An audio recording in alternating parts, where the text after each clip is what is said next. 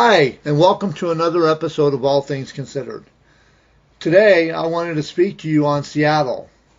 Yes, I know, I talk about Seattle a lot. But what I wanted to talk about today was the high cost of living and how Seattle has become larger and grown faster than any major city. And if you live in Seattle, you know you're paying a higher premium to live here.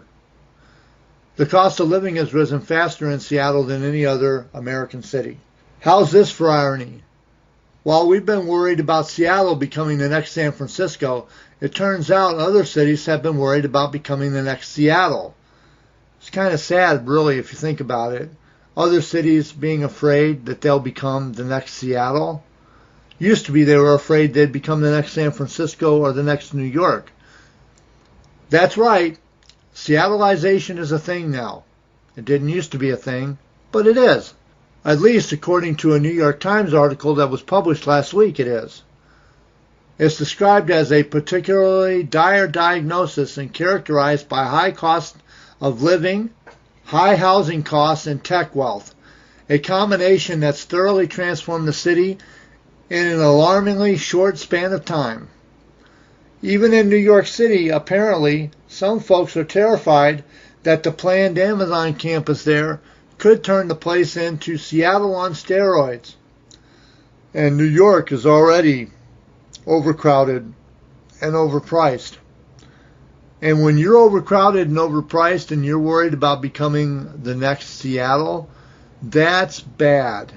And a little known fact, Seattle has risen quicker than just about any city on the planet.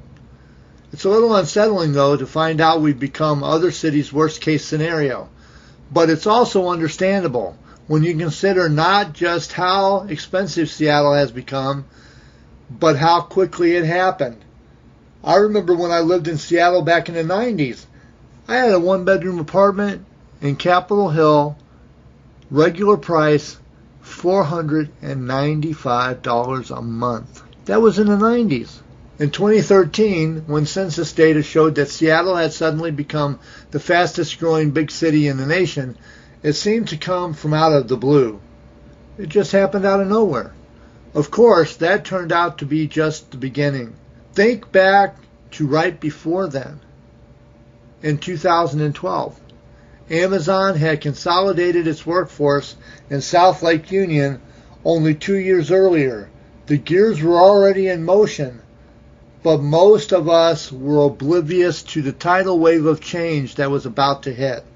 I guess we thought of Seattle as a fairly expensive place to live back then, which is a little funny in retrospect.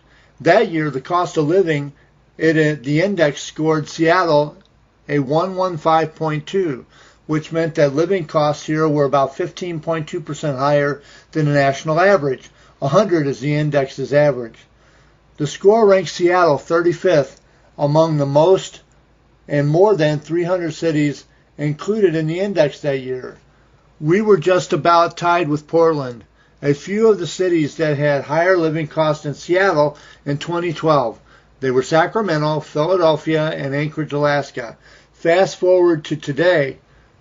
The most recent cost of living index release for the third quarter of 2018 pegged Seattle at 53.6% above the national average.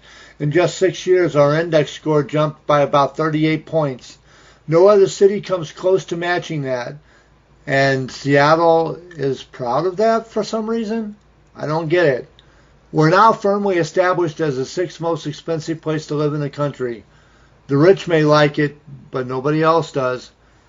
According to the index, a mark we first hit that at the end of last year.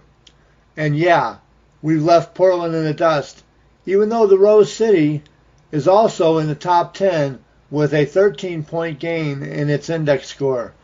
The cost of living index is published quarterly by the Arlington, Virginia-based Center for Regional Economic Competitiveness, a nonprofit research and policy organization.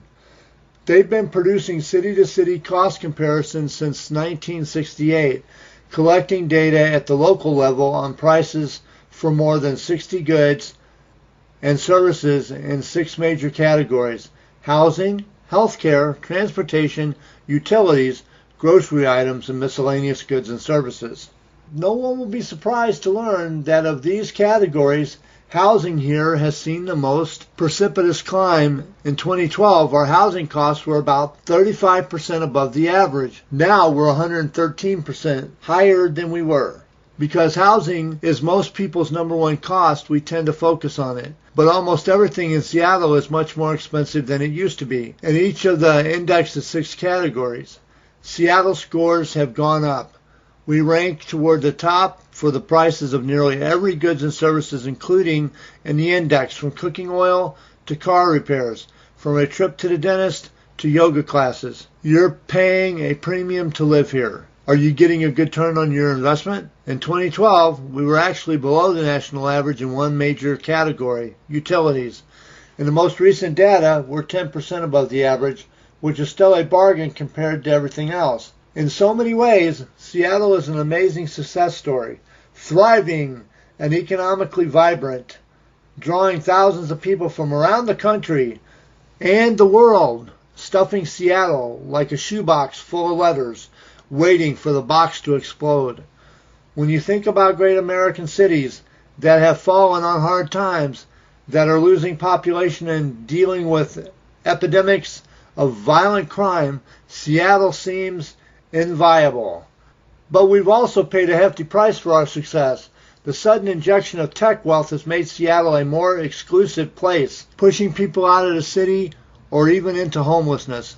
Rapid growth has taxed our infrastructure, and the debate over where to house all of these new people has divided the city. I say close the city off, damn it. We don't have adequate housing, therefore there is no need for you to move here. Unless you don't mind sleeping on a couch in somebody's house, paying $1,000 a month for that. Is that the kind of quality of life you expected when you moved to Seattle? I dare say not. It's enough to make you consider towns at the other end of the cost of living indexes.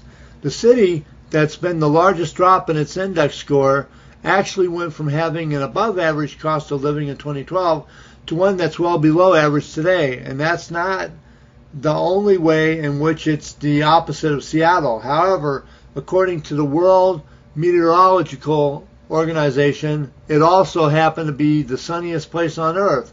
Down nearly 14 points, cost of living indexes, the city of Yuma, Arizona has come down in price. What do you want, Seattle? Do you want to still be the most expensive place?